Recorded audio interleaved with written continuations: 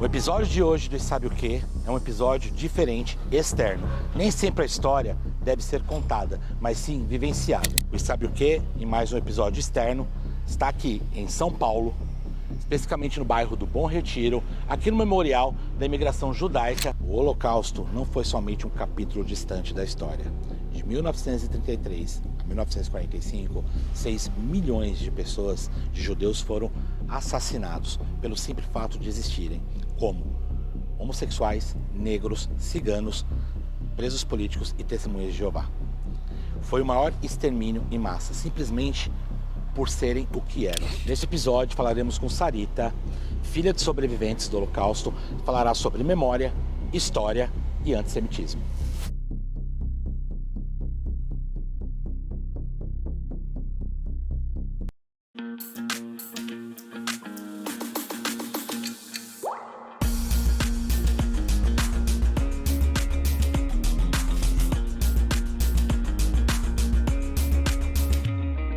Sarita Mucinic Saruê, tá certo seu nome? Tá certo. E aí você falou que tem uma origem... Mucinic é uma origem romena. Meu pai era romeno, já é falecido. É uma pena.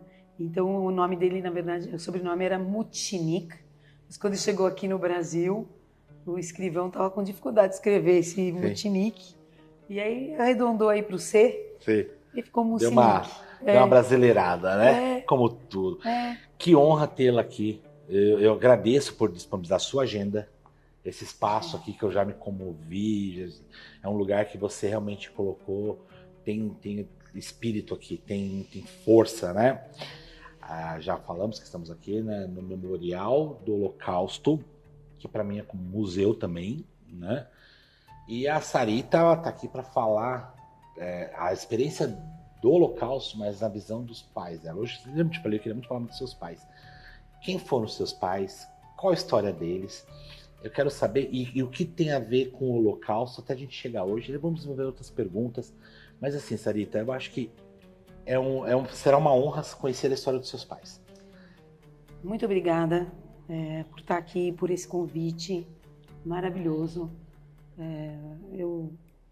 Mesmo que minha mãe sempre me perguntava assim, como é que eu tenho essa força de contar essa história e de trabalhar com esse assunto, acho que a gente desenvolve uma emoção diferente, que é de conservar essa memória em prol do bem da humanidade. A verdade é essa, porque se a gente conhece a história, a gente procura não repetir. Mas você me perguntou do meu pai e da minha mãe. Meu pai sempre minimizou a história dele.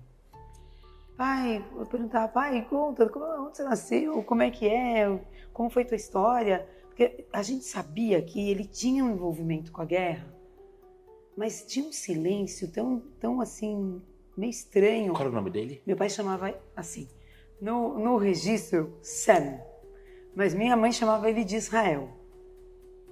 Então, meu pai se chamava Israel, porque é assim que a gente cresceu. Mas ele era corretor de imóveis, e no cartãozinho dele estava escrito Sam Mucinic. E no registro também, né? Na certidão. Bom, então ele gostava de deixar esse assunto como se fosse algo que passou muito rápido da vida dele, que é uma história triste que não precisa ser lembrada. Era sempre essa a sensação. Quando que a gente descobriu realmente a história dele? Quando o Steven Spielberg, eu acho que foi na década de 90, que meu pai... filme lá? Não é o filme, ele fez um projeto chamado Survivors, e ele destacou em cada país que tivesse repórteres que procurassem os sobreviventes e registrassem a história deles. E como é que eles acharam em cada país, como que foi, eu não sei. Isso aqui meu pai foi contatado, se ele queria contar a história dele, ele aceitou. Só para você ter uma ideia, eu não fui nessa gravação, e eu acho que foi uma negação minha de como ele nunca quis contar a história, eu também não queria ouvir. E minha mãe conta, e isso, eu tenho essa gravação, né? Então minha mãe contou que quando ele terminou de contar o relato dele, A minha mãe ficou chocada e falou, Israel, de onde apareceu essa história? Nem Você ela sabia? nunca me contou. Nossa. Ele falava que ficou num gueto, ele falava que passou fome, mas ele não contou como foi que ele, assim que os nazistas entraram na Romênia, né, porque ele vem de uma região da Bessarábia, de uma cidadezinha chamada Rotim, que na época pertencia à Romênia. Hoje, essa região é um país independente chamado Moldávia. A Moldávia, sim. Então, quando Hitler entra lá, e logo os romenos aderiram ao exército, né, e já viraram nazistas também, os judeus, eles foram divididos. Aqueles que foram mandados para os campos de concentração na Polônia foram deportados para a Polônia, e aí o fim foi trágico, para Auschwitz, aí o fim foi trágico, e uma parte foi usada como trabalho escravo. E assim a família do meu pai foi sendo levada de campo para campo durante mais ou menos 2 anos, até chegarem na Transnistria. E quando você olha no mapa, a Transnistria é 400 quilômetros de Rotim. Quase 400 quilômetros. Foi uma movimentação a pé. Ele tinha um sotaque carregado, meu pai viveu muitos anos no Brasil, porque ele chegou com 30 e só faleceu com 73, mas ele falava, não, nós andamos uns 400 quilômetros. Como se fosse a... E eu não realizava isso, sabe? E para eu assistir esse filme do Spielberg, esse relato, demorou quase 5 anos. Eu colocava e dormia. Eu não conseguia assistir, porque ele não quis contar e eu também não tinha coragem. Então, imagina, foi um sofrimento enorme, falta de alimentação, dormindo em lugares que eram bases militares antigas, acampamentos, no relento. E a gente sabe o frio que é. No calor é muito calor, e no frio é muito frio. Frio de 20 graus abaixo de zero. Mas ele tinha uma alegria de viver, um otimismo, uma vontade de se reconstruir. Porque assim que acabou a guerra, você vê que eu nem consigo contar muito bem o que ele passou. Ele não queria contar, é muito forte. Mas quando acabou a guerra, ele não quis mais voltar para a Bessarábia, para aquela cidadezinha Rotim. E como jovem, ele sabia que se ele fosse para a Polônia, ele iria ganhar uma documentação nova. E aí o nome dele virou Moshe Grabowski. Ele ganhou um documento de Moshe Grabowski. Ele ganhou. Foi para a Alemanha, atrás dos movimentos juvenis judaicos e da ajuda humanitária judaica que tinha, de um grupo chamado Joint, que tem até hoje, eles funcionam até hoje. E o movimento era Shomer Hatzair, que tem até hoje também o movimento. E lá ele se preparou para trabalhar na terra. Lá ele aprendeu o hebraico, na Alemanha, num centro de juventude. Quando eles foram para a Palestina, então, da época, porque ainda não era o Estado de Israel independente, era o domínio britânico que estava lá no atual Israel, se preparou para imigrar para lá. No momento que eles conseguiram essa possibilidade, porque o mandato britânico na Palestina não dava mole, não deixava as pessoas fugirem da opressão do Holocausto para Israel. Jura? E nem depois. Imagina que isso a gente está falando já de 1945, 7, 46. 6. A gente está falando de logo depois da guerra. O Israel se tornou independente em 1948, apenas, né? Depois da guerra. ONU, a questão da ONU, não foi? A questão da ONU foi 47. Antes, em 47, quando foi firmado que Israel ia se dividir com os países árabes, com os árabes, então ia ter uma parte independente para os judeus e uma parte independente para os árabes negaram, e aí começou a guerra. Sim. Né? Palestinos eram todos. Então, mas assim, todo mundo que vivia em Israel na época eram palestinos. Não, Israel aceitou o Estado, né? Meu pai, quando chegou em Israel, em 1947, ele se tornou um palestino. Porque ainda era palestino. Sim, né? Antes da guerra, ainda era Palestina. Porque eu sei que Israel aceitou, né? Não, beleza, deram território, eles aceitaram. Sim. Os outros que não, né? Os árabes falaram, não queremos, né? Aí começa essa guerra toda. Os países árabes atacaram ao Estado de Israel, na época, recém-criado, porque foi negado esse acordo. Eles não queriam esse acordo da divisão entre judeus e árabes. Bom, voltando para o meu pai. É interessante porque já começa aí todo o conflito, né? Sendo de um território que pela ONU foi falado, não, fica para cada um. E agora acho que os palestinos vão ganhar um território, não é? Não sei, se eu não me engano pela história. E aí já começa todo, quer dizer, tiveram uma guerra lá na Alemanha e vem para Israel e já volta e começa, eles só vivem nesse conflito. O povo judeu sofre muito, né? E a vontade do meu pai de ir para Israel, que na época se chamava Palestina e era parte do Império Britânico, Sim. Quem mandava ali eram os britânicos, né? Então era mandato britânico. O que acontece? Ele queria ir para lá porque lá já tinha uma sociedade pujante, nascendo desde a década do começo do século XX. Em 1920, para você ter uma ideia, já tinha a Universidade Hebraica de Jerusalém, nós estamos falando de 28 anos Sim. antes da independência do Estado de Israel, e já tinha hospital, o Hadassah Hospital. Ou seja, já estava florescendo uma sociedade israelense ali, e que beneficiava os árabes também, porque quem não quer que tenha hospitais, universidade, ruas, cidades crescendo? Era o que estava acontecendo. Sim. Por isso a vontade dos judeus que estavam fugindo da Alemanha, do nazismo, irem para Israel. Não eram todos os judeus que queriam ir, porque tinha que desbravar. Era um país que ainda teria que se firmar como país. Estava no começo, ainda tinha muito conflito.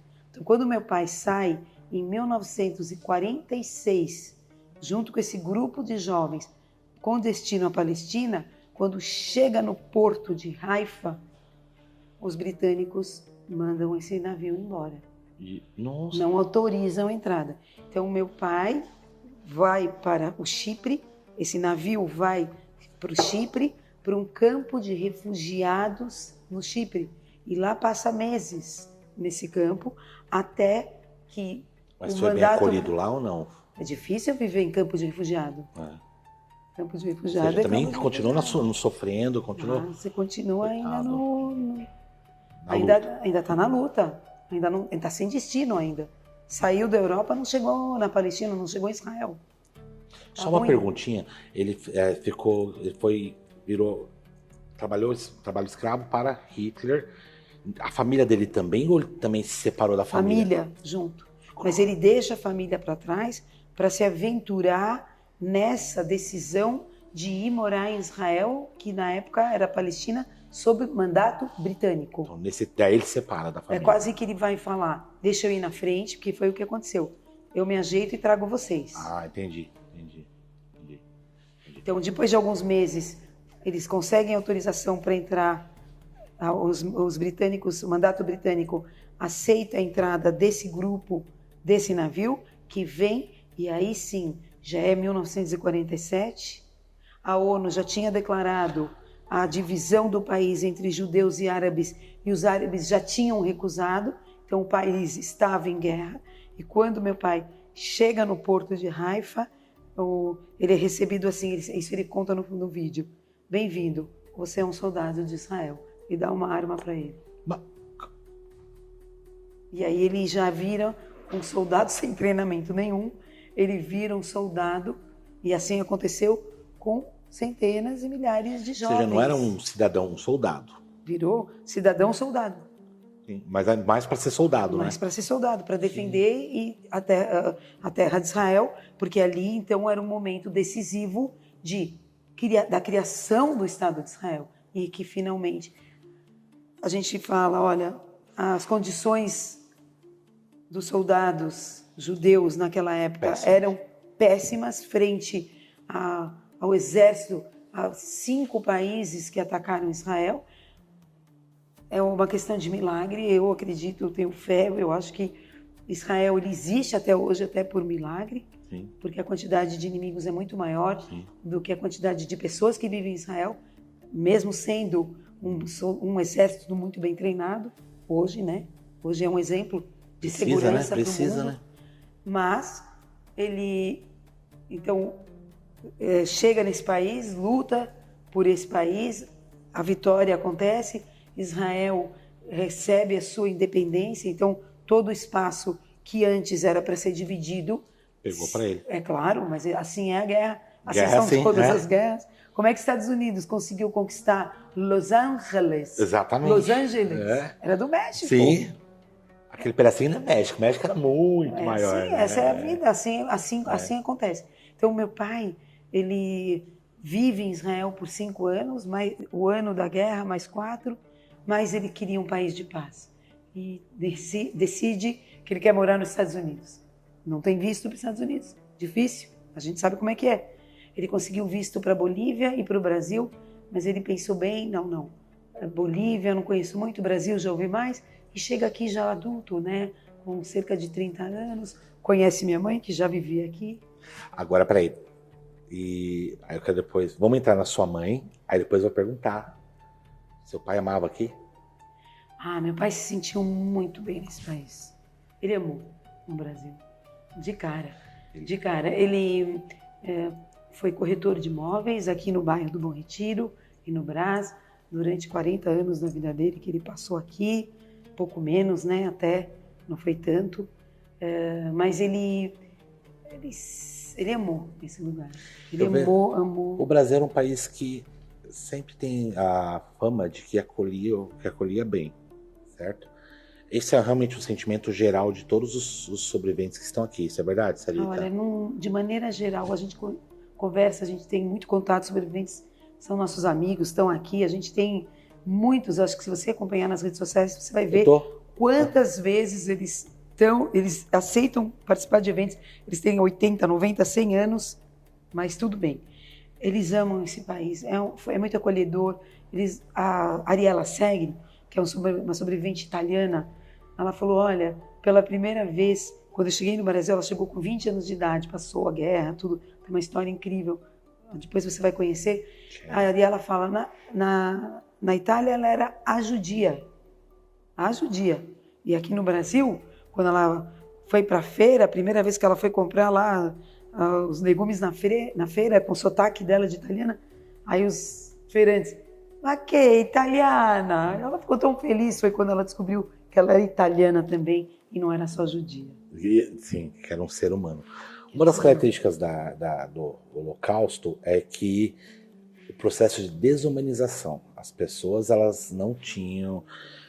Você sentia isso no seu pai, na sua mãe, ou aqui esse sentimento que eles têm que a autoestima não existe mais, eles desumanizam, né? O processo de você ser julgado pelo que você era, não pelo que você fez. Isso para mim é a pior coisa do Holocausto.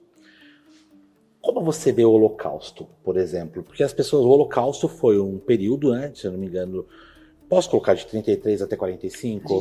A gente considera de 1933. Quando Hitler ele entrou no poder democraticamente, isso é verdade também? Foi eleito. Foi eleito. Era uma democracia. Mas eu gostei muito de poder falar sobre a grande experiência que eu tive agora em dezembro, do dia 2 de dezembro de 2025 ao dia 10 de novembro, calma. Agora, de dezembro, do dia 2 ao 10, eu fui convidada para um seminário em Jerusalém, com líderes e educadores do mundo inteiro, lá no Museu Yad Vashem, na Escola Internacional do Museu Yad Vashem. Nós éramos 30 pessoas no mundo inteiro, fomos selecionados, tinha bastante candidatos, e lá eu tive a oportunidade de me atualizar nos conceitos mais profundos do que foi o Holocausto. E um deles foi o que você acabou de falar, a palavra desumanização. Até dezembro de 2025 eu usava essa palavra de uma maneira errada. Por quê? Quem se desumanizou para fazer o que fez foram os nazistas. Sim. E todos aqueles que seguiram o plano nazista eles humanizaram, da ideologia de que existe uma raça superior. As vítimas continuaram seres humanos até o final. E aqueles que sobreviveram mostraram isso. Por que eles venceram Hitler? Porque eles continuaram seres humanos. Quem teve a coragem de se desumanizar foram os você falando isso, até é emocionante para mim, porque a ideia é que quem foi desumanizado foram eles, os judeus. Realmente, quem perdeu o sentimento de humanidade foram os alemães. Desculpa, sabe? Mas alemães. Sabe, você está me fazendo chorar. Foram os perpetradores. Coloca aqui, você sabia disso? Porque, esse é o conceito mais atual que está sendo divulgado no mundo, porque nós éramos um grupo de americanos, europeus, leste europeu. Tinha mais de 15 nacionalidades no nosso grupo. Tinha bastante dos Estados Unidos, porque os Estados Unidos tem muitos estados, né? Então, tinha uma representação forte dos Estados Unidos. Mas o que a gente tem que lembrar é que quem fica desumanizado é o opressor, não é a vítima. Oprimido, né? Não é a vítima que fica desumanizada. Ela não. Ela está lutando. Se a gente for ler livro do Viktor Frankl, do Elie Wiesel, eles continuaram. Então, como a minha mãe continuou? Como minha mãe continuou a serem seres humanos? Porque eles nunca foram desumanizados. Eles conseguiram se manter com seus valores, com seus ideais, com a vontade de renascer daquilo. Porque uma palavra que eles nunca esqueceram foi esperança, né? E se você vai falar com sobreviventes do Holocausto, você nunca vai sentir ódio. Eles não têm. Revolta, vingança. Você nunca vai sentir. Você sente que há um perdão? Aí é outra coisa. Você acha que é outra coisa? Aí é outra coisa. Eu queria contar uma experiência. Eu estive em Berlim em 2023 a convite do governo da Alemanha, do consulado, da amizade que a gente tem, num grupo variado de vários museus da intolerância, o Museu da Imigração, do Imigrante aqui de São Paulo, repórter da Globo, do Museu Afro. A gente teve, e o tema era rememorar. Numa dessas ocasiões, nós fomos num restaurante se encontrar com o filho e o neto do empresário que tinha uma fábrica de fornos que forneceu os fornos de gás lá de Auschwitz, não só de Auschwitz, sim, já. Como também as câmeras de gás, os canos, os condutos, a tecnologia para sair aquele gás. Ele era um senhor de idade, ele tinha a aparência dos sobreviventes do Holocausto que eu estou tão acostumada, mas ele era filho daquele que contribuiu. Você pode imaginar? Sim, é bom. Eu não consegui, não entrou nada, eu não consegui almoçar. Era um almoço para ele contar, na verdade, não, ele não concordava, ele não compactuava nem com o pai nem com o avô. Mas ele era uma testemunha do que tudo aconteceu e ele resolveu escrever um livro sobre tudo isso que o pai e o avô fizeram. E ele tinha também, que eu não sei agora repetir o nome dele, a gente pode depois pesquisar, eu tenho lá na programação. E o livro dele foi para Jerusalém, no Museu Yad Vashem, e eu com ele. Então eu demorei para entender tudo o que estava acontecendo. E no final de tudo, eu peguei a mão dele e falei, você falou do perdão, eu sou filha de sobreviventes, ele é filho de quem contribuiu e colaborou. Peguei a mão dele e falei, dizer que eu posso perdoar o que aconteceu é demais. Mas eu não atravessei o Oceano Atlântico para estar aqui do seu lado, nesse momento, rememorando o que aconteceu na Segunda Guerra Mundial. Mas o que eu posso dizer é que pode nascer uma amizade. Porque você tem outra cabeça e eu tenho que ter outra cabeça. A gente tem que saber que nesse mundo a gente tem que lutar pela paz. A gente tem que ser um perseguidor da paz. Sim. Então, se você está assumindo isso, não é fácil também para ele assumir toda essa história familiar e vir contar para a gente, né? Que tudo aconteceu porque as pessoas foram indiferentes ou compactuaram com o nazismo. Tiveram medo de morrer, tiveram medo de dizer não e aceitaram a condição, né? Se você for ver o uniforme nazista, foi estilizado por Hugo Boss. E depois, essa grife até hoje, né? A grife até hoje. O veneno que caía era da Bayard, que faz aspirina. A gente não usa até hoje aspirina. Então, assim, a Bayard é muito... Bayer. Bayer. Desculpa, não é Bayard? Bayer. Se é Bayer, é bom. A propaganda até fala isso. Até hoje. Até hoje. Então, assim, eu acho que perdoar é muito difícil, é uma palavra difícil, mas existe, sim, um perdão, com certeza, porque é só ele que liberta. Mas a Hannah Charlier, que conta que foi aquele bebê que se salvou numa mochila, ela tinha 3 meses de idade e sobreviveu dentro de uma mochila, tem uma história muito maior do que a mochila, ela tem me falado direto que falar liberta, falar alivia a dor. Porque muitas famílias se separaram, né? Porque, por exemplo, a sua mãe não precisou separar da família dela também, não? Ou sim? Então, meu avô... Qual é o nome da sua mãe? Minha mãe se chama, um nome difícil, lituano, que é René Leja, que quer dizer René Leia. Só que ela foi chamada aqui no Brasil como Leia. Ela foi dentista, doutora Leia. Olha. Meus avós, Samuel e Sônia, viviam com 5 filhos. Minha mãe era filha número 4, uma escadinha, num povoadinho na Lituânia chamado Germaninski, na fronteira com a Letônia. Era o rio Nemenelis que fazia essa fronteira. Eles não viviam num centro judaico, nada disso. Nesse povoadinho, minha mãe sempre falava que tinha uma rua assim, uma assim. Então, eu acho que vivia muito pouca gente nesse povoadinho. Mas viviam bem, tudo certo. Os avós vinham de vez em quando da cidade grande para checar se eles estavam seguindo a religião judaica, se eles estavam comprometidos, se meus avós estavam comprometidos com a simbologia, com as festas. Mas eu acredito que eles deviam dar uma fugidinha porque eles moravam num lugar muito afastado. Meu avô tinha essa vontade, não sei porquê, mas minha mãe depois me contou que ele passou por um pogrom, e um pogrom é uma violência, quando ele era jovenzinho, na cidade grande, que eu não sei se é Kaunas, lá na Lituânia, e eu acho que ele quis se afastar, porque ele queria proteger a identidade dele e dos filhos dele, sim, eu acho. Mas em 1935 ele conseguiu o livro Mein Kampf, Minha Luta. E minha mãe conta então que ele leu esse livro, é um livro muito grande. Quando ele terminou, ele olhou para minha avó Sônia e falou: nós vamos embora daqui. Olha, já. Ele entendeu. Aquele livro é uma cartilha do que vai acontecer, do que ia acontecer.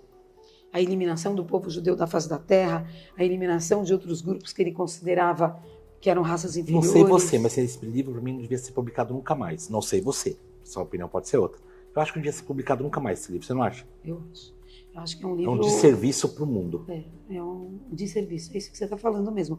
Eu concordo com você, mas quando meu avô acabou de ler, ele falou: a gente tem que ir embora. E ele já tinha 2 irmãos que já moravam aqui, o tio Miguel e o tio Alberto. Em São Paulo mesmo. Viviam aqui, tio Abrão e tio Miguel. Já viviam aqui em São Paulo, mandavam cartas.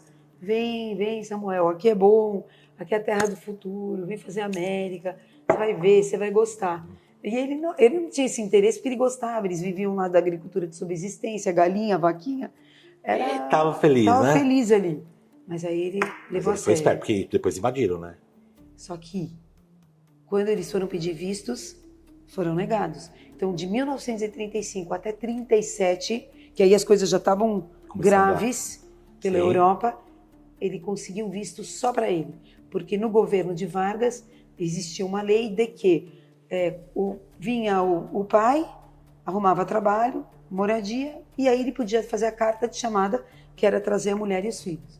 Só que deu 38, ele já estava desde 37, 38, 39, ele não conseguia, porque ele não conseguia, a lei nunca permitia, ele não entrava, existiam... Vargas, tá? Tinham as circulares secretas que não queriam que os judeus viessem para o Brasil. E aí ele escreve uma carta em 1939 para minha avó: Sônia, estou voltando, não vim para o Brasil para morar sozinho. Ele ficou Tenho sozinho mulher, todo esse tempo. tenho filhos, vou voltar para a Europa, vou voltar para aí. E minha avó, já sabendo da situação horrorosa, por quê? Olha por quê. Era uma cidadezinha que não devia ter mais do que 100 habitantes. Não era cidadezinha, era povoadinho. Não sei nem se chegava a 100. Os vizinhos eram grandes amigos. Também eram católicos, tinham também 5 filhos, todo mundo da mesma idade, portas abertas, conviviam juntos. Um belo dia, quando meu avô já estava no Brasil, a família toda vem na frente da minha avó, na frente dos filhos, e fala: tomara que Hitler chegue logo e matem todos vocês. E as portas se fecharam. Ninguém mais falava com eles. Sim, a amizade acabou. O antissemitismo assim, chegou não é? num povoadinho. Não tinha internet, não tinha WhatsApp, não tinha redes sociais, eles não tinham telefone. Como chegou, né? Não tinha telefone. Como é que isso chega? Sim. Como é que isso chega? E minha mãe também lembra de uma cena antes dessa que eu queria contar, que é ela entrando na casa dos vizinhos, todos, o pai e a mãe e os filhos na cozinha, e aí ela escuta o nome da família dela. Então ela para na sala. E aí ela tinha 8, 9 anos de idade, foi pouco antes de vir para o Brasil. Ela entende que elas estão falando muito mal da família dela. Então ela falou que ela congelou. Ela não sabia se ela saía correndo e ia embora, ou se ela entrava na cozinha fingindo que nada aconteceu e nem ela estava... E aí parava tudo. E eles paravam de falar. Aí a atitude foi fugir. E logo em seguida acontece essa cena. Então minha avó escreve para o meu... Eles viam Hitler como herói, né? Não Salvador. É? Salvador. A gente vê aqui nos cartazes. Sim, a gente vai ver lá depois. Viam Hitler como Salvador. Eles viam ele como Salvador da... Messias. E aí é muito perigoso isso, né? Porque Hitler entrou democraticamente. Ou seja, não foi forçado. As pessoas falam que somente Hitler fez mal de 39 a 45. Muito pelo contrário, desde 33 já começou a dos cristais ali e tá. Boicote. A gente Boicote, vê aqui tem um quadro, que aqui depois o Farinho vai gravar aqui, e ele vai mostrar toda a trajetória de 33. As pessoas brincam comigo, eu sou professor de história. Não é 33, é 39. Eu falei, é 33? Não. O conceito no Yad Vashem, na Escola Internacional dos Estudos do Holocausto, é desde 1933. E o Holocausto pode ser considerado desde 33? Sim. Sim. Sim, a gente até vai conversar um pouquinho quais foram as medidas que Hitler já começou a tomar logo que ele entrou no poder. Primeiro que ele já avisou todo mundo: pessoal, eu não sou mais, não sou primeiro-ministro, não sou chanceler, agora eu sou Führer. Führer em alemão quer dizer o líder. E a Alemanha deixou de ser Alemanha. A Alemanha virou o Reich, o Império. A bandeira alemã foi substituída pela suástica. O exército, a polícia, tudo virou nazista. Então, isso lá. E aí, imagina, o poder foi tanto que chegou na vilazinha da tua mãe, na vilinha da tua mãe. Da tua mãe não, da tua mãe mesmo. Minha avó. Minha mãe tinha 8, 9 anos. Ela chegou no Brasil com 9 anos. Ela nasceu em 1929. E como eles conseguiram o visto? Depois você falou que seu pai estava demorando. Aí é muito interessante, porque minha avó, ela não era letrada. Você me desculpa de estar viajando, porque intercala, é isso mesmo. Mas né? A minha avó, Sônia, ela não era alfabetizada, mas ela sabia 4 línguas. Ela sabia lituano, ela sabia russo, porque a Lituânia era invadida. Muitas vezes a história, as fronteiras lá na Europa, elas se dividiam muito, dependia das guerras. Então ela aprendeu russo, ela sabia Yiddish. Que o Yiddish é alemão? Não. O Yiddish é uma mistura, é uma língua que é uma mistura do hebraico, do alemão e de umas línguas eslavas. Nossa. Que era um dialeto entre os judeus. E ela sabia alemão, porque a Lituânia também tinha sido invadida pela Alemanha. Então aí muda tudo, né? Então eles têm que aprender, o povo tem que aprender a língua. Só que ela não sabia ler e escrever. E ela descobriu, não sei como, gente, é rádio peão, que na Finlândia tinha um cônsul brasileiro que emitia vistos falsos para quem queria ir para o Brasil. Ele se chamava Paulo de Souza Dantas, esse anjo. Sim. Não é pertinho, se você for olhar no mapa, a Lituânia da Finlândia tem um caminho ali para percorrer, tem que atravessar um mar, não é brincadeira. Ela deixou 5 filhos nas idades entre 8 e 16 anos, assim com uma tia, numa cidadezinha pertinho, Birj, a irmã cuidando, ela ficou com medo, porque ela teve que deixar, o antissemitismo estava correndo, os vizinhos já não eram mais legais. Então ela teve que deixar numa situação, eu não sei quanto tempo demorou essa viagem, eu não sei com que dinheiro minha avó foi, mas foi. Porque esses detalhes não tem mais para quem perguntar. E ela chega na Finlândia e ela consegue audiência com o cônsul. E conseguiu? Claro. E quando chega lá, ela precisa explicar uma coisa muito importante para o cônsul. Porque o cônsul, o sobrenome da minha avó era Sukeveras. Mas na Lituânia tem uma regra de lei de que se você é mulher e solteira, a terminação vira, em vez de Sukeveras, Sukeverait. Se você é homem e é solteiro, vira Sukeveriene. Agora, se você é homem e casado, muda para Sukeverait. Olha que loucura. Sim. Depende do estado civil e o gênero masculino e feminino, a terminação... O seu sobrenome ele é definido. É uma regrinha. Ela não sabia ler e escrever. Como é que ela ia explicar essa regra e ele não pensar que... Porque ele falou, olha, minha senhora, isso aqui não é todo mundo da mesma família, cada um tem um sobrenome. E ela conseguiu explicar. Aí minha mãe, ela fala como que a avó Sônia conseguiu, sem um papel e um lápis, explicar que era uma regra gramatical e de lei da Lituânia. E consegue os vistos para ela, para os seus 5 filhos, menos para uma cunhadinha jovenzinha de 18 anos, que aí o sobrenome era outro. Não consegui. E ela não sobreviveu? Essa cunhadinha morreu a sangue frio, porque na Lituânia, infelizmente, foi usada a metodologia de matança de Eisensgruppen, que em alemão quer dizer morte a queima-roupa ali. Aquilo que a gente vê mesmo, né? Nas valas, na porta de casa. E ela foi? Essa menina foi. Ela teve que voltar para a família dela, que ela morava com o irmão, com a cunhada. Ela queria voltar. Ela não sobreviveu. Então minha avó consegue os vistos. E pega o navio. Não pode levar nada, tem que sair na calada da noite, tem que largar tudo, tem que largar a casa, tem que largar suas coisas. Medo, a sensação de medo. E ela conta, né, minha mãe lembra, porque minha mãe tinha 8 para 9 anos nessa viagem, com um irmãozinho menor e mais 4 mais velhos. Quando eles estão no trem, eles passam pela Alemanha, olha a loucura. Porque se você for ver o trajeto do trem da Lituânia até a Inglaterra, porque eles iam pegar o navio na Inglaterra, eles passam pela Alemanha.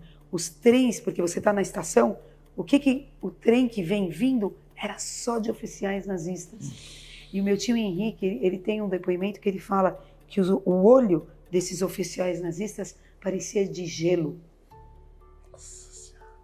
Aí está desumanizado. Isso. Aí são os desumanizadores. Esse foi reprogramado, não foi? E aí, no caminho, quando eles param numa estação, minha avó ainda trouxe muita coisa. Porque a gente vai ver lá na sala de deportação, que uma dona de casa quer trazer a louça. Sei lá, ela quer trazer as coisas dela. Meu tio Henrique, que era o meu tio mais velho, o irmão mais velho da minha mãe, ele fala, mãe, nós vamos jogar muita coisa. Na primeira parada eu quero jogar as coisas, porque se repararem que nós estamos fazendo mudança, nós vamos ser bloqueados, nós não vamos conseguir fugir. E conseguiu convencer ela de fazer isso, foi muito inteligente, porque uma senhora não fez. Na hora que viram a bagagem dela, ela teve que descer numa das estações e não voltou mais para o trem. E minha avó, imagina, ela tinha filhos de entre 7 a 16 anos de idade. Quando ela entrou no trem, ela falou para a criançada, ninguém abre a boca. Olha. Mudos até a gente chegar no navio. Sábia, né? Eu quero ver todo mundo mudo. Porque tem briguinha, tem não sei o quê. E entre eles falavam Yiddish, que é essa língua judaica e eles podiam ser denunciados, porque com a mãe eles só falavam em Yiddish, não falavam em lituano. Eles falavam em lituano quando saíam da porta para fora, da porta para frente para dentro de casa, a língua era a língua materna, que era esse Yiddish. Olha, imagina uma sensação de aperto, angústia de horas. Porque para uma mãe, imagina, são 5 filhos, se perder um... E minha mãe dá conta que quando eles estão na estação, na última estação, que eles deveriam descer para trocar de trem, e por acaso essa estação era na Alemanha, eles estavam dormindo. E graças àquele cara que é o fiscal, que fica pedindo, que ele gritou, Juden é judeu, acordem, vocês têm que trocar de trem. Ainda deu toque. Acordaram, eles estavam todos dormindo. Tem anjo bom, né? Tem pessoas que não se desumanizam. E eles embarcaram de onde para o Brasil? Porto lá da Inglaterra. Da Inglaterra, conseguiram e chegaram aqui no Brasil. Minha mãe sabia até o nome do navio. E chegaram no Porto de Santos. Mas gostaram daqui também? Olha, a história também de Brasil é muito boa. Porque meu avô, assim como ele queria morar num povoadinho em Germaninski, lá na Lituânia, sabe onde ele quis morar? Aqui no Brasil? São Sebastião, em frente à Ilha Bela. Já acham um lugar lindo daquele lá? E eles foi? moraram durante 2 anos em São Sebastião. Eles tinham uma lojinha de secos e molhados, moravam em frente ao mar. E minha mãe amava, sempre amou nadar, nadava no rio Nemenelis, aqui foi nadar no mar. Minha mãe nadou até enquanto ela pôde. E apaixonada pelo Brasil também. Bom, apaixonados. Só que os irmãos mais velhos, 2, tio Henrique e tio José, não gostaram de São Sebastião. Não tinha vida, não tinha juventude, não tinha estudo, não tinha trabalho. Hoje em dia já é... diferente lá já... Eles queriam comunidade judaica, não tinha nada disso. Então eles não aguentaram viver lá. E eles vieram para São Paulo, que aqui já tinha uma comunidade judaica bem estruturada nessa época, né? 50, 51, 52... Não, antes, desculpa, eles chegaram aqui em 1939, 15 dias antes da guerra acontecer, explodir. Então eu estou falando de 39, 40, 41. Não tinha nada, né? São Sebastião não tinha nada. Não tinha nada aqui, em São Paulo já estava já era metrópole já, né? Aqui essa sinagoga aqui de 1912 já existia há bastante tempo. Quando a gente fala que a sinagoga existe, é porque a gente está falando que a comunidade judaica existe. Porque junto com a sinagoga vem todo o resto. Ela é de 1912, esse prédio. Ela é de 1912. Vem toda uma estrutura de escola, cemitério, hospital. Muita coisa vem junto. Quando Foi você bom fala. ter vindo para cá então, né? Mas meu avô adorava o mar, minha avó também. Ainda ficou 3 filhos pequenos. O que foi determinante para eles virem embora para São Paulo é que minha mãe queria ser médica. E lá só tinha estudo até o quarto ano. E ela queria estudar. E a sua avó falou, vai estudar. A minha avó falou, não vai ser médica, mas vai ser dentista. Aí veio para São Paulo. E ela realmente foi dentista da USP, estudou na USP. Que lindo. Que história bonita, né? Você percebe que o Brasil foi o porto seguro, né? Das pessoas, né? Posso usar esse termo, Eu esperei né? você falar, é o porto seguro. Mas aí eu entro numa outra questão. A gente está vendo aí ultimamente Você está percebendo? Está crescendo o antissemitismo agora no Brasil? Está crescendo o sentimento, principalmente o que aconteceu lá em Israel com Hamas, que as pessoas... É um absurdo. Você sente que hoje o brasileiro ainda ele é acolhedor? Você percebe que hoje está mais difícil? A minha percepção é que o antissemitismo está aí. Você percebe ou não? Altair, onde a gente sente mais, pelo menos eu, são nas redes sociais. Então, isso mesmo. Que até 7 de outubro de 2023, a gente só tinha seguidor que amava tudo que a gente punha e postava. A gente se posicionou em 2023 porque a gente falou, nossa, isso é um massacre. Mas é. Isso lembra uma das agressões que os judeus sofreram no Holocausto. Sim. Né? Não é o Holocausto, sim, mas é uma inspiração naquele tema, né? terrível atitude desse grupo Hamas, que era um grupo terrorista. A partir desse nosso posicionamento, começaram muito ódio, muito discurso de ódio. Perigoso. Eu isso, ainda né? acredito bastante na generosidade do povo brasileiro e no acolhimento. Eu acho que a gente ainda tem um país muito bom, que é o Brasil, diferente da Europa. A Europa está mais pesada. A Europa é difícil. A Europa, minha mãe falava, o antissemitismo está no DNA do europeu. Assim minha mãe falava. Então aqui no Brasil a gente recebe, aqui no Memorial do Holocausto, grupos e grupos de estudantes. São cerca de 150 por dia. Aí se você somar, são 5 dias na semana. E eles vêm com uma nobreza de espírito, com uma alma aberta. A gente sente empatia. Sim. Se você vê o mural que a gente tem, que as pessoas escrevem o que sentiram após a visita ao memorial. Então, o jovem, ele quer aprender, ele quer entender. Porque a história é tão confusa, sabe, Altair?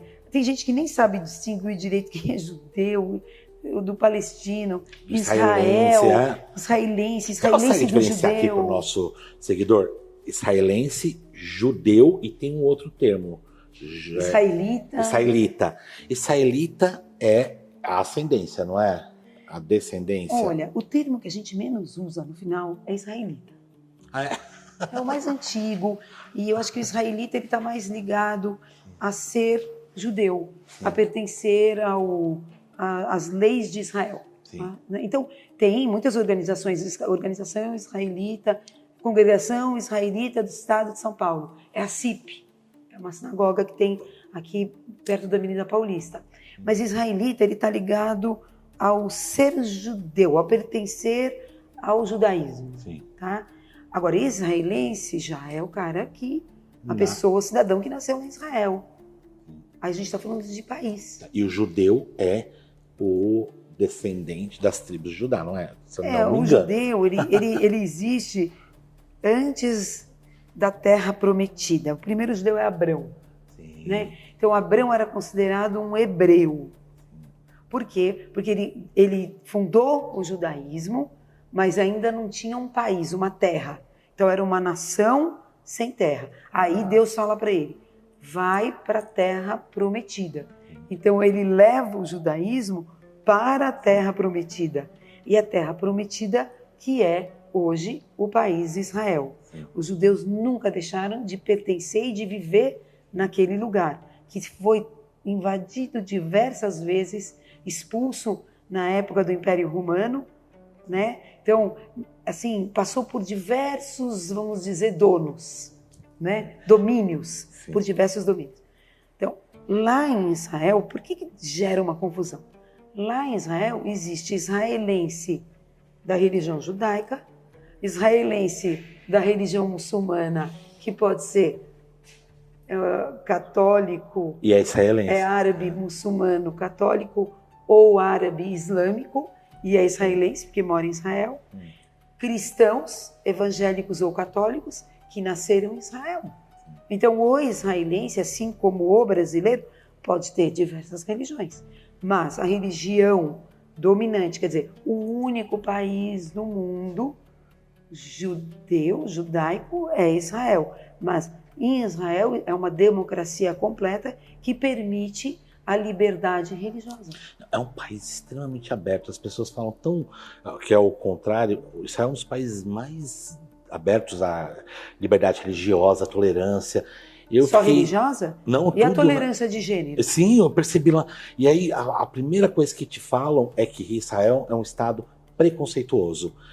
E aí acontece, e aí eu vou voltar na parte da política, porque os políticos, eu percebi assim, estavam condenando os judeus, os políticos aqui no Brasil. Foi que gerou esse discurso de ódio. Você sabe que uma rede social é uma coisa mal falada, ela pega.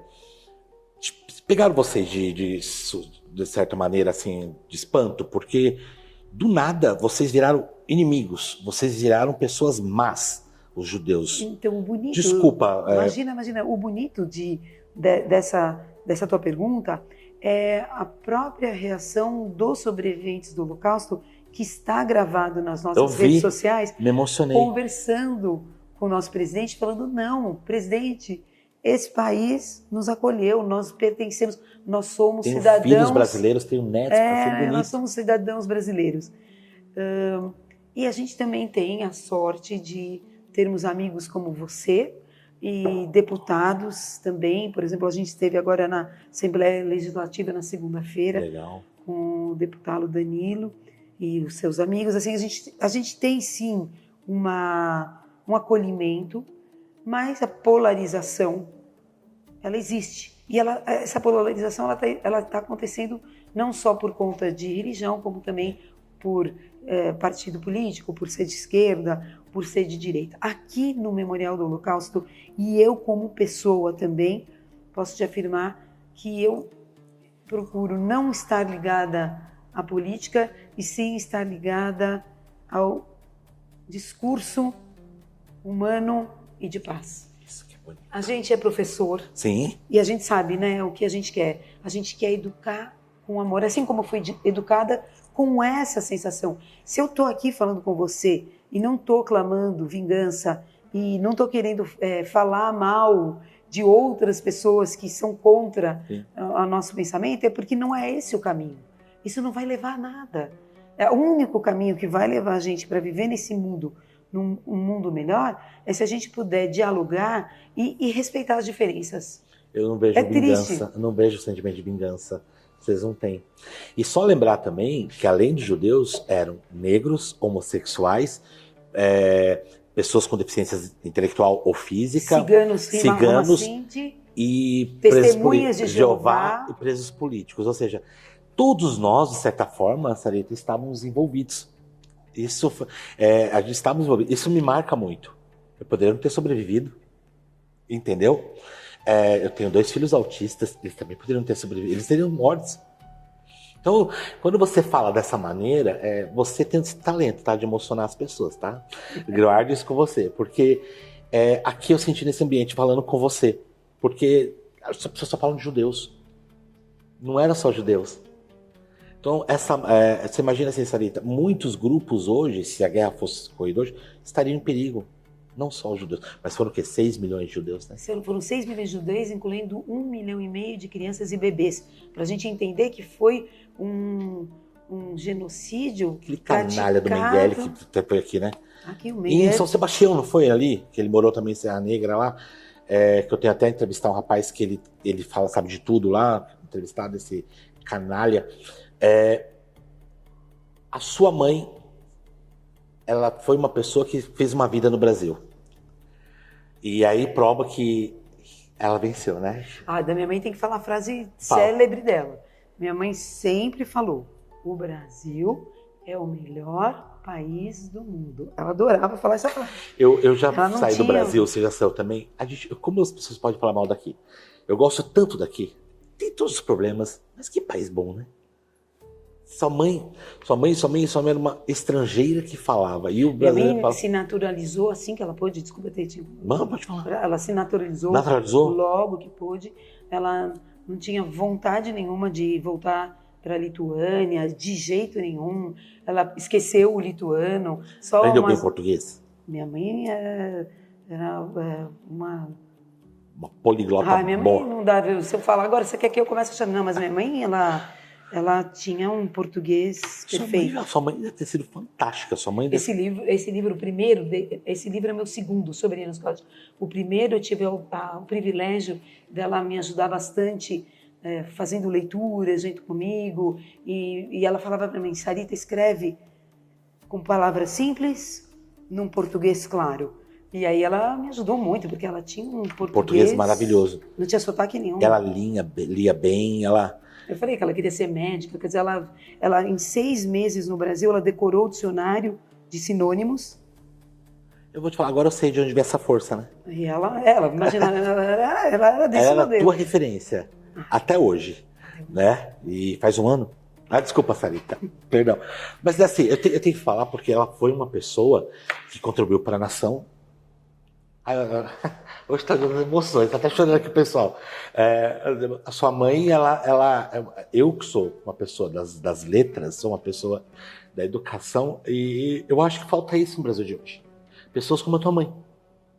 E a homenagem desse episódio é para ela. Porque ela construiu um país do qual você se beneficia, seus filhos se beneficiam, seus... Quantos netos? 9. 9 netos, gente. Se beneficia. Então, ela precisa ser a história dela reconhecida. Nós somos histórias de imigrantes. Sim. A maioria dos judeus, ou tem o pai e a mãe imigrante, ou tem o avô, Sim. ou tem o bisavô, que forma a história do Brasil. Ou o tataravô. Porque tem gente que já está há muito tempo aqui no Brasil. Mas são pessoas que vieram para contribuir Sim. com este Porto Seguro que você citou. Né? Não para ser um parasita no país. Não. Muito pelo contrário. E para reverter tudo isso em benefícios. Então, quando a gente fala do livro Tijolos do Bem, do Sr. Elinhorn, a gente vê a história de um imigrante, o que ele faz pelo povo brasileiro, desde o sertão lá de Pernambuco, ele ajuda as pessoas, favelas, né? aqui em São Paulo. É incrível. Você falou que 60% da fortuna dele é destinada às causas projetos sociais do Brasil. Ou seja, ele é como se fosse a filha do Bill Gates, né? Esse memorial também faz uma homenagem aos imigrantes. Ele começou com o Memorial da Imigração Judaica e depois ele virou o Memorial do Holocausto. Mas a gente tem 2 andares, 3 na verdade, dedicados a toda essa história da imigração. Eu já bati o olho, quase chorei nessa frase. O trabalho liberta. Liberta, né? Você sairia de lá, né? Vivo não saía. Como os caras eles chegaram a um ponto tão podre de colocar uma frase dessa dentro de um projeto. Aí quando eu vejo você, uma descendente, eu falo assim, que bando de canalhas safados, né? Conseguir. E assim, eu falo, a vida vence. O bem vence, não tem como. Eu sou professor de história e eu tô percebendo que eu já fui recriminado em colégios por querer explicar a Segunda Guerra, mas entrar no Holocausto. Tá hoje um caso muito grave disso.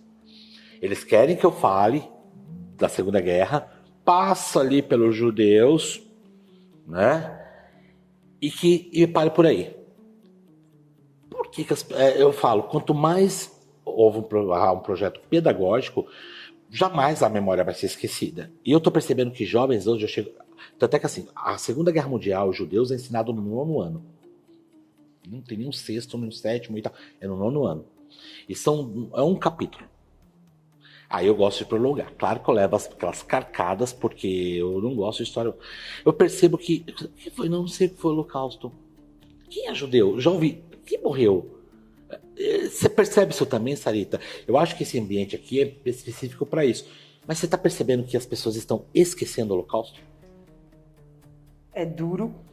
É verdade? Você percebe isso também? A gente percebe isso que você acabou de falar, né? Que é ensinado assim como se fosse uma história muito curtinha, sem os detalhes e sem a vontade de mostrar que, na verdade, o que aconteceu no Holocausto, a discriminação, o bullying em nível internacional que aconteceu, é algo tão perigoso na época como é perigoso hoje em dia, o cancelamento, as coisas que se fazem, né? A xenofobia, a homofobia, tudo isso são preconceitos que são, eles acabam sendo assim, incentivados a partir de um. Se você já tem um preconceito, é muito fácil você ter outro, e ter outro, e ter outro, e ter outro. Então, quando você aprende o pior que o preconceito pode causar, você faz um alerta para esses jovens. Nossa, peraí, eu preciso... Opa, deixa aqui, né? Eu preciso rever os meus conceitos. Eu preciso me treinar diariamente para não ter preconceito. Porque, às vezes, a gente tem preconceito e não sabe nem o porquê que você teve esse preconceito.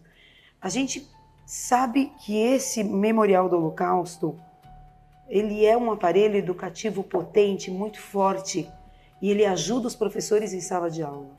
Então, quanto mais as escolas aderirem a esse movimento de vir aqui fazer esse passeio triste que é, dolorido, porque não tem nenhuma criança, nenhum jovem que não entre e percorra aqui por esses corredores, que não sintam na pele o que poderia ter acontecido com eles, assim como você falou, porque nosso grupo, a nossa sociedade, ela é constituída por todos esses grupos que Hitler perseguiu. E o Brasil é um exemplo disso, né? E eu percebo que a memória está sendo... As pessoas estão esquecendo, não está tendo um trabalho efetivo. Depois eu vou colocar na descrição o endereço daqui. Tem visita agendada, né? Pode, as visitas são agendadas, né? É gratuito, pode o memorial. Pode te encontrar aqui. Mas é óbvio, se eu quiser tirar uma fotinha com abre você. um domingo por mês. Abre um domingo por mês. Nesses domingos está sempre a Ilana, que é a coordenadora educacional de memória e cultura, junto comigo. A gente está sempre por aqui. Vem aqui, só dá um oi. Vem cá, Ilana. Peraí, Cléber, rapidinho. Olá, prazer, Ilana. Prazer. Ó, ali a Ilana, consegue ver? Dá pra ver, Cléber? Vem pra cá então um pouquinho, Ilana aqui, por favor. Só pra dar um oizinho a Ilana, que é uma pessoa aqui que ela ajuda ela aqui chegou. dentro. Consegue, Cléber? Dá pra ver aqui? Sim, agora tá em 4, mas... Não, só pra vê-lo um pouquinho. Parabéns pelo trabalho que vocês fazem aqui. Eu já me emocionei aqui, e o professor de história, você vivencia. Aqui se vivencia, você sente mesmo a dor. Você sente a dor. Muito obrigado, viu? E aí, então pode te ver, vai ver a Sarita também. Tira foto com a Sarita. Os agendamentos. Obrigado a você por dar visibilidade ao memorial. Não, eu aqui que agradeço. Ele dá a chance de fazer esse convite para que todos possam vir conhecer esse lugar tão importante de memória, que fala do passado, que fala do presente e que fala do futuro. E eu acho que o mais importante de tudo, Ilana, nesse nosso movimento, a única coisa que não existe é discurso de ódio. Sim. Então, muito pelo contrário, a gente quer tocar o coração, mostrar que todas as histórias têm dois lados. É importante você conhecer quem é o judeu, o que é o judaísmo e o que foi o Holocausto. E esse sotaque é da onde? Do Rio? Do Rio de Janeiro. Adoro o Rio. Ah, é da Gema mesmo? Carioquinha da Gema. E tá em São Paulo? Há 28 anos. Olha, mas eu amo o Rio de Janeiro, né? Lá também foi um lugar muitos judeus foram acolhidos lá no Rio de Janeiro, né? Sim. Sim. Né? Pessoas falam que quando chegava na Baía de Guanabara ficavam assim, estupefatos. Obrigado. É a segunda maior comunidade aqui no Brasil, né? A primeira é em São Paulo? O Brasil Rio de Janeiro. é uma das maiores comunidades do mundo? Do mundo, não. Não chega? Não. Qual é a maior? Mas nós temos aqui de 110 a 120 mil judeus. No Brasil inteiro. No Brasil inteiro. Agora, qual a maior comunidade fora? É os Estados Unidos ainda ou não? Então, Israel, Estados Unidos e França em terceiro lugar. E o Brasil, eu achando que o Brasil era um dos primeiros. Não. No estado de São Paulo, são cerca de 60 mil judeus. Quantos habitantes tem em São Paulo? 12. A sua cidade, 12 milhões, né? Minoria. Quantos brasileiros somos no Brasil? 200 e poucos milhões. E destes, 110 110, 120 mil são judeus, apenas. Que são os descendentes também, já contando, fazendo a conta, os que vieram ou 110 mil? Total. Então é pouco, né? Muito pouco. Vamos abrir mais, né? Não precisa mais. Obrigado, viu? Prazer te Olha, conhecer. foi um prazer. E obrigado pela divulgação aqui. Muito obrigada. Sabe, pra mim tá uma honra aqui. Como professor de história, isso aqui pra mim é maravilhoso. E pra gente também. Amém. Obrigado. Ô, Sarita, vamos lá. Você pode explicar para eles rapidinho o que foi o Holocausto? Porque as pessoas falam, o Holocausto foi... inclui não somente o genocídio, inclui um processo todo. Você pode explicar um pouco pra gente? Então, professor, o que acontece? Quando Hitler subiu ao poder, ele já veio com todas as ideias prontas da raça superior e do totalitarismo. As pessoas que seguiram ele, que apoiaram ele e que não foi o povão, como a gente sempre gosta de dizer, os maiores apoiadores de Hitler foram os intelectuais, os ministros, os professores, os artistas, os músicos. Esses foram a elite da sociedade. Então ele já veio pronto com os conceitos dele. E ele começou a aplicar. Ele subiu ao poder em janeiro de 1933 e logo em 2 meses ele começou o boicote. O boicote nada mais é do que o cancelamento que a gente ouve hoje em dia. Então ele já determinou que todos os negócios, lojas dos judeus deveriam estar marcados com uma estrela de Davi, pichada pelo próprio dono judeu do estabelecimento, e que era então proibido que se entrasse num cabeleireiro de judeu, numa borracharia de um judeu, num mercadinho de um judeu. Você entende o que foi acontecendo? Ou seja, já a economia já, né? Como se foram afetados primeiramente pela economia. A expansão da sociedade. Sim. Imagina que em 1935 ele criou a Lei da Pureza Racial. E nessa Lei da Pureza Racial, ele estava bem especificado até que geração você era considerado uma raça pura. Se você tivesse um pai, um bisavô, um tataravô que era judeu, Já não. você já não era mais considerado judeu. E a gente está falando de uma sociedade alemã emancipada e culta, e aliás a Alemanha sempre foi e é ainda um país de força intelectual e cultural. Sim, eu faço ciência da religião, a maior escola é alemã. É alemã. A gente está falando de lugar de pessoas desenvolvidas intelectualmente, Muito. né? Os grandes museus já existem desde de 1920, que estão lá até hoje. Caído nessa conversa, né?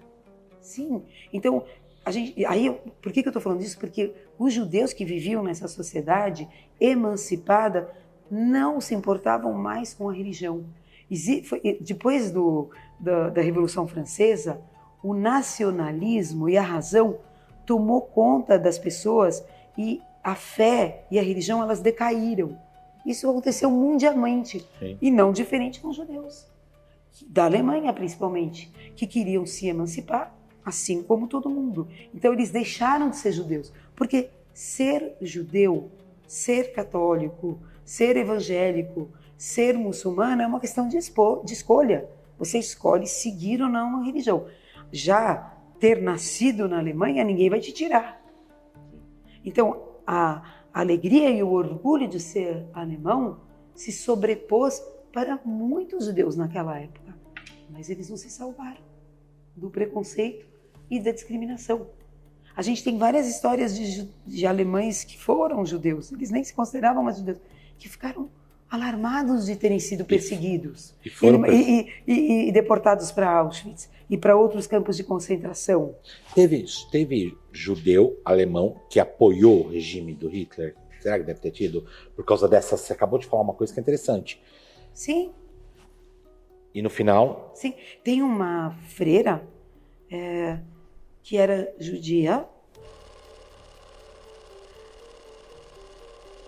e ela se converteu para o catolicismo, se tornou uma freira, convicções católicas, Judith Stein, o nome dela.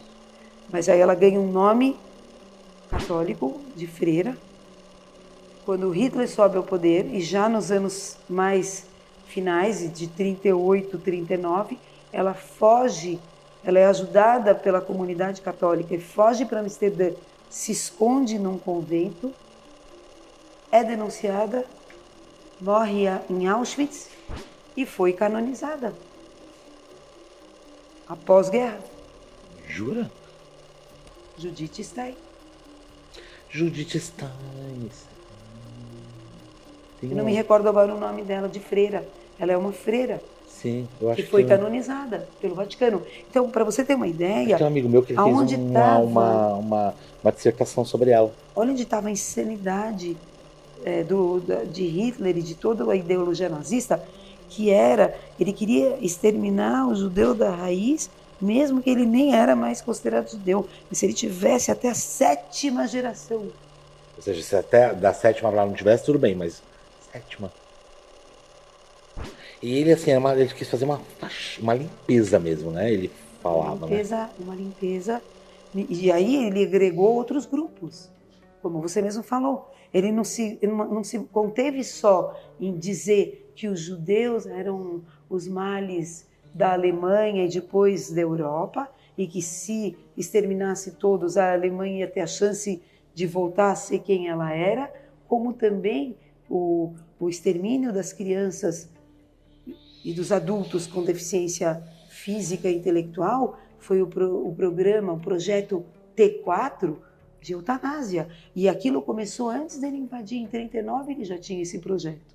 e de enganar as famílias que iam ser levados para sanatórios, para hospitais, para serem tratados de doenças comuns, e de lá não voltavam mais. Ou seja, Auschwitz é o que mais visível, mas já tiveram outros campos. O primeiro campo foi Dachau, na própria Alemanha, que foi considerado para presos políticos. Mas é óbvio que em Dachau foram centenas e milhares de judeus, ou de pessoas que eram contra o partido, ou de pessoas que eram homossexuais. Sofreram muito os homossexuais na mão. Os homossexuais, os ciganos. Foi usado. No começo era Dachau. Foi Dachau, mas então. teve um outro também campo lá, Sachsenhausen, Bergen-Belsen. Teve vários, então. Mas a maioria foi construída na Polônia, porque lá é onde se concentrou a maior comunidade judaica. 3,5 milhões de judeus viviam na Polônia, e lá a maioria dos campos de concentração, com câmaras de gás e fornos crematórios. Tinha campos de concentração e campos de extermínio. Treblinka foi um exemplo de campo de extermínio, onde as pessoas chegavam nos vagões de trem e iam direto para as câmeras de gás. A história de Janusz Korczak. Então, que eu vou falar agora. Mas assim. Qual era a desculpa? A pessoa não sabia, ela não sabia que ia acontecer isso com ela. Ela tinha alguma ilusão, porque te convencer a entrar num lugar, por mais que seja um oprimido, ia se rebelar. Eles tinham alguma coisa? Eu fiquei sabendo de bandinha que ficava tocando, falando que ali seria. É isso mesmo? Professor, na hora que te tiram a sua casa, queimam a sua sinagoga, destroem o seu negócio, divide as famílias. O pai já foi deportado. O filho mais velho teve que fugir para as florestas. A mãe ficou ali sozinha com criança pequena. Na hora que você está destituído dos seus bens, você está fraco. Você está com a sua autoestima rebaixada. E você está à mercê. Porque você tem que se lembrar, como eu contei a história da minha mãe, que você não tem só um exército contra você. Você tem os seus vizinhos. Ou contra, ou indiferentes. Que também é horrível. Sofrimento. Quem é você na sociedade? Nada. Você já não tem mais a sua cidadania, porque a sua cidadania foi retirada de você. Ele também tirou? Sim, o seu documento tem que ter um J de judeu. E quando você tem um J de judeu no seu documento, quem é você na sociedade? Nada. Se você assistir o filme Escritores da Liberdade, se você assistir o filme A Onda, sim, A Lista de Schindler, sim, O Pianista e diversos livros autobiográficos, você vai ver que o judeu ficou sem espaço, sem lugar na sociedade. Na hora que ele é mandado para o gueto, que é a antessala da solução final, ali ele está passando fome, tortura, doença, já está perdendo seus familiares, eles já estão morrendo, não tem onde enterrar, já está tendo deportações. Quem é você?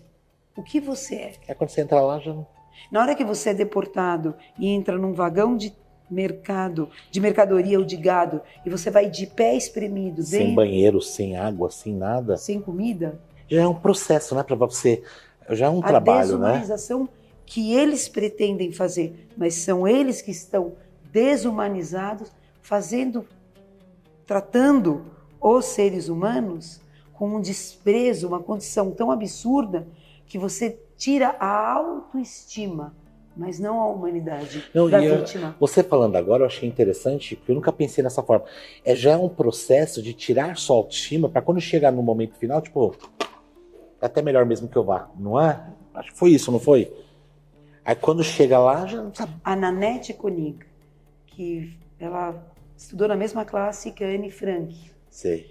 E ela foi enviada para Bergen-Belsen, elas eram de Amsterdã, da Holanda, e foram mandados para o campo de concentração de Bergen-Belsen, ela com o pai, a mãe e o irmãozinho.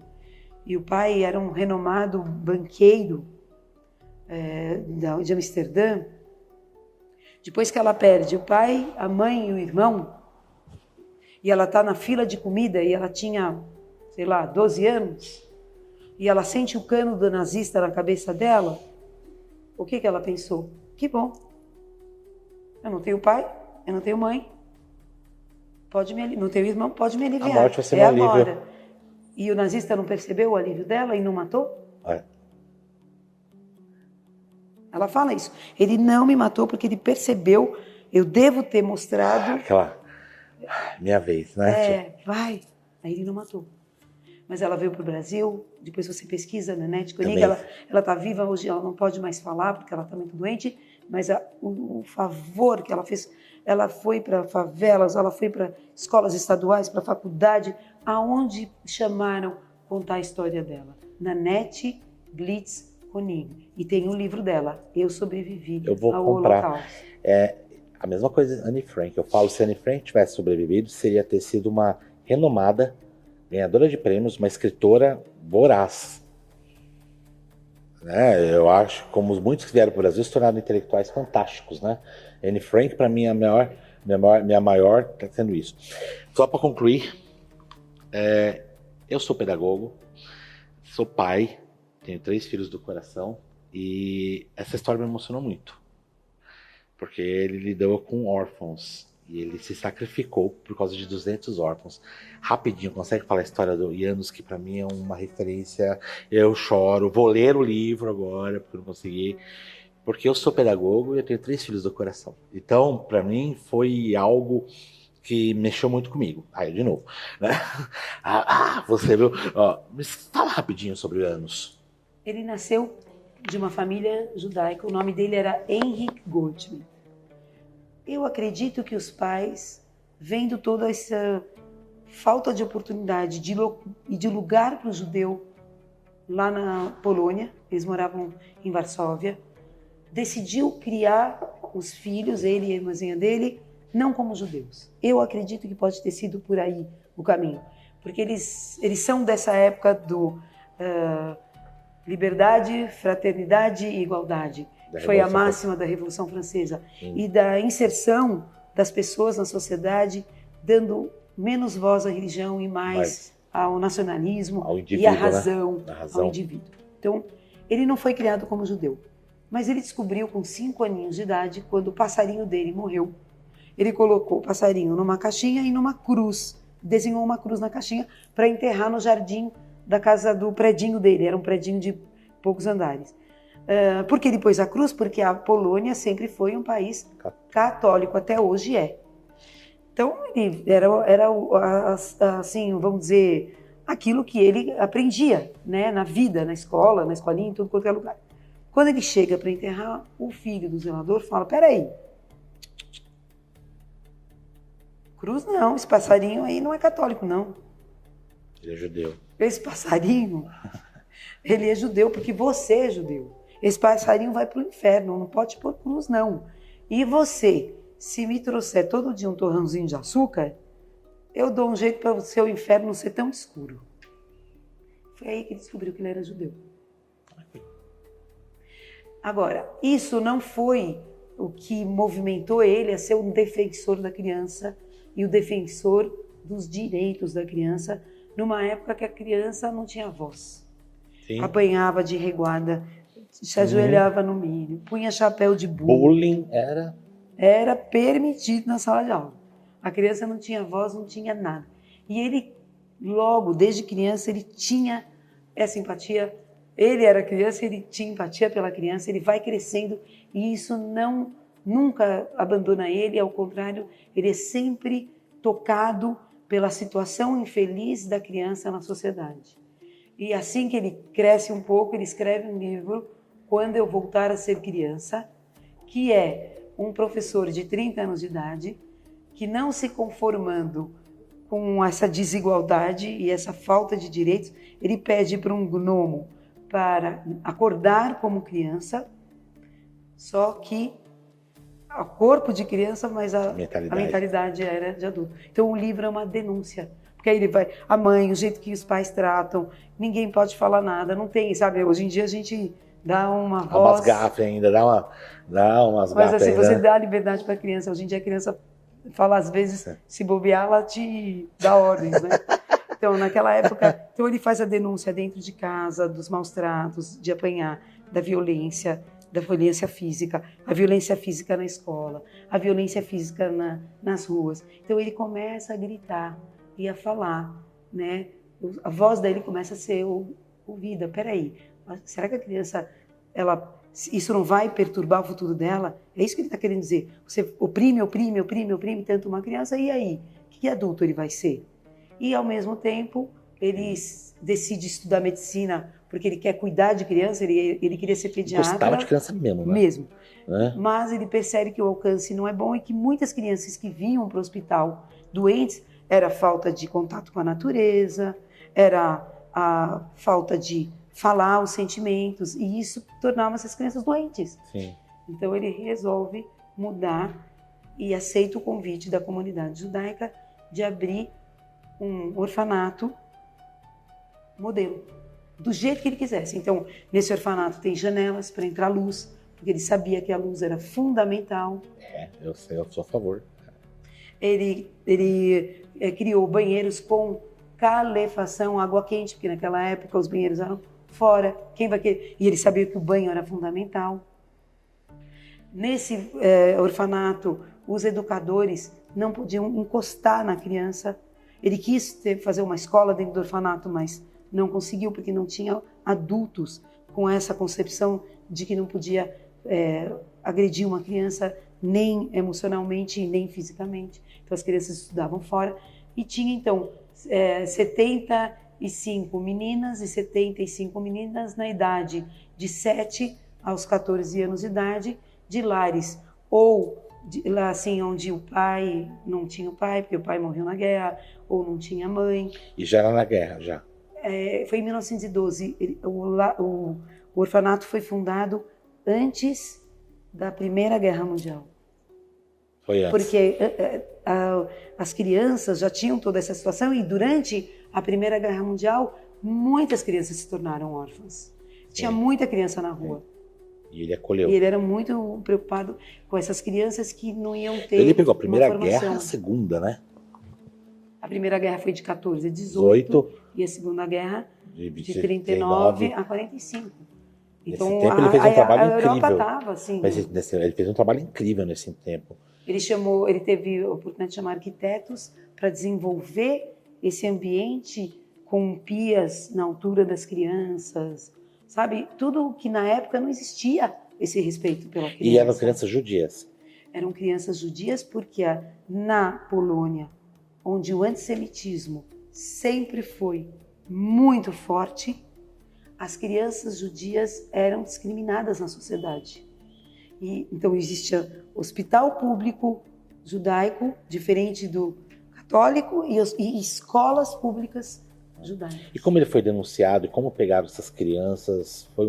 Foi denunciado ou já sabiam porque eram judias Já mesmo? sabiam que o orfanato dele foi tão legal, tão querido da Polônia, que ele foi dirigir um orfanato para crianças cristãs. Tinha 2 orfanatos desse modelo. Mas, quando foi em 1939, que a Alemanha invadiu a Polônia, Essas leis aí, né? todo mundo teve que ser transferido, todo mundo que vivia em Varsóvia foi transferido para dentro do gueto Ele de levou as Varsóvia. crianças para o gueto? Levou, ele foi com as crianças. E aí, Não tinha espaço. mas ele conseguiu fazer uma troca. Coitado. Em 1938, ele conseguiu fazer uma troca com uma escola que tinha dentro desse espaço que foi delimitado. Eles combinaram que quando acabasse a guerra, um devolvia a escola para o outro, achando que isso era possível, que ia ter essa sobrevida, né? E aí ele continuou. Ele tinha um tribunal que era regido por juízes, crianças, as leis, o legislativo, o parlamento. Dentro do gueto? Fora do gueto, continuou tudo igual dentro do gueto. E por que tinha tribunal dentro do orfanato? Porque a criança fraca, a criança sensível precisa de proteção. Quem que precisa de proteção não é o malandro, é aquele que é mais sensível. Então, para dar direitos iguais, ele fez uma república democrática dentro do orfanato dele. E aí do gueto foi para qual? Direto. Em 1942, quando foi decidida a solução final, que foi a criação dos campos de concentração com as câmeras de gás, os fornos crematórios, as crianças foram as primeiras a serem levadas. Ele podia ter se escapado, ele era um escritor querido e famoso da Polônia, reconhecido na Europa. Mesmo sendo judeu, ele poderia ter sido solto, poderia ter escapado. Podia. Ele tinha uma fama boa. Muito boa. E ele falou não. Ele tinha sido laureado como prêmio de literatura, ele escreveu diversos E assim, livros. até mesmo os nazistas Sim. que admirava. Filme, As 200 Crianças de Korczak, Tem um disponível no YouTube, mostra um oficial alemão, porque ele foi preso dentro do gueto, porque ele reclamou das batatas e ele não usava a estrela de Davi. Então ele foi preso na prisão de Pawiak, dentro do gueto de Varsóvia. Mostra um oficial nazista falando: Dr. Korczak, eu li seu livro é meu livro de cabeceira desde que eu sou pequenininho. Não, você não tem que estar aqui, eu vou te arrumar um jeito. Ele faz: me deixa em paz.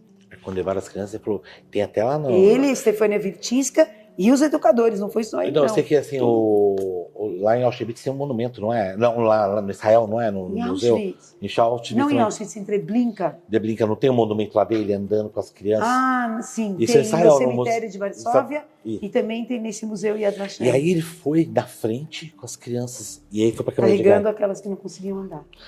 E aí tem uma testemunha ocular que conta que essa marcha as crianças estavam cantando hinos da Polônia, hino de Israel que já existia. Ele acalmou, né?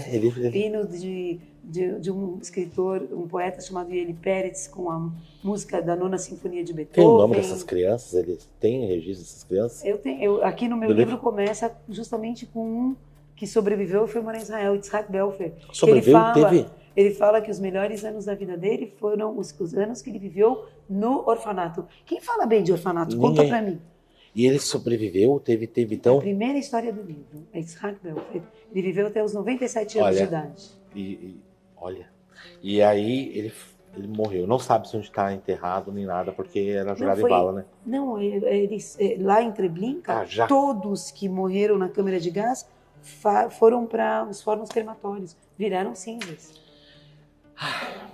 Infelizmente a entrevista tem que continuar, tem que parar. Mas ele me emociona muito. Graças a você eu conheci a história dele. Eu passo para os meus filhos, eu falo quem ele foi. Meus filhos chamam de Januzzi. Daí eu deixo ainda porque estão aprendendo. Daí eu falo, e eu tenho 2 filhos autistas. 3. Então assim, eles teriam com certeza ido para uma câmara de gás, perdão. E eu me emociono. E saiba que essa entrevista foi eu estou no episódio 55. Foi a mais emocionante até hoje. Eu nunca chorei. Eu acho que tá todo mundo aqui, né? O Kleber não. O Kleber é mais firme, né, Kleber? Ali o Passarinho também é mais firme. Mas eu quero muito te agradecer. E eu quero que você deixe uma mensagem para os jovens, como uma educadora. O que a gente pode fazer para que essa memória nunca seja esquecida? Quero que você olhe ali e você mande uma mensagem. Acho que assim, o mais importante de tudo para a juventude é se importar. As histórias podem parecer tão distantes da gente. Ah, mas eu não sou negro. Ah, mas eu não sou homossexual. Ah, eu não sou judeu. Ah, eu não sou evangélico. Ah, eu não tenho deficiência física. Eu não sou mulher. E não é assim não. Eu não sou indígena. A minha amiga de 13 anos, chamada Tatá, que estuda num colégio aqui muito bom de São Paulo, ela tem 14 anos de idade e ela falou para mim, há 3 semanas atrás, uma coisa linda. Ela falou, na hora que a escola quis ensinar pra gente a respeitar os negros, a gente não parou de estudar a história, os costumes, a religião, os símbolos. Na hora que a escola quis que a gente começasse a respeitar os indígenas, a gente estudou cultura indígena, a história do povo, as tribos. E o que aconteceu? Houve uma mudança dentro da gente por isso. A escola é fundamental. Então, a escola tem que começar a contar a história dos judeus, da imigração, do judaísmo e do Holocausto, do jeito que você falou. Não pode contar a história da Segunda Guerra Mundial e fingir que Hitler não queria fazer uma limpeza na sociedade, que ele dizia que existia uma raça pura. Nessa raça pura, excluía todo mundo. Todo mundo. Era um absurdo, uma inversão de valores. Então, eu vou falar até de uma coisa muito atual. O que aconteceu com o cachorrinho lá no sul. Isso é se desumanizar. E quando que a gente se desumaniza? Quando a gente fica indiferente, quando a gente não se importa com o outro, quando a gente considera a vítima alguém, algo que não é nada.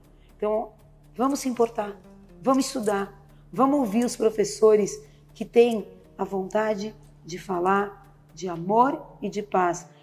Cuidado com o discurso de ódio, muito cuidado. Ele te leva ao radicalismo, ele não te leva à sabedoria. Ele te leva a uma luta sem fim de crueldade. Como educador, eu digo, é um trabalho diário, contínuo, e por isso que eu falo que estou admirado com o seu trabalho aqui, com certeza também o dela, e porque é um trabalho contínuo. A história ela tem uma tendência a ser apagada, ela quer ser apagada, e a gente não pode deixar. Essa caneca para você de presente. Ai, obrigada. Para você. Ó, a gente faz assim, ó. L'Chaim. L'Chaim. A vida. A vida. Aqui tá a sua, tá? E eu me despeço aqui com uma tristeza, porque eu gostaria de ficar mais tempo, mas ela já me deu um spoiler. Eu vou poder fazer entrevistas com sobreviventes, com muita gente. Então vamos continuar esse trabalho. Este canal está crescendo bastante. Eu estou muito feliz, que eu não esperava que fosse crescer, já está crescendo bem. Tem meu diretor aqui, agradecer demais, Kleber, você, o Pardal, o passarinho, meu grande amigo, Sabiá, eu chamo de passarinho, mas é um passarinho que voa aí, agradeço por tudo. Sarita, disponibilizou o seu tempo pra gente, muito obrigado, você também. E eu me despeço, dizendo que até a próxima, não adeus, até a próxima, que vai ter sequência também. Um grande beijo, fique bem. E, como se fala? Shalom. Shalom. Obrigada. Muito bem. Esse episódio foi feito com muito carinho para você. Se você gostou, curta, comente, compartilhe e inscreva-se no canal. Com direção de Kleber Moreno, trabalhos técnicos de Albert Sabiá. Agradeço e me despeço aqui.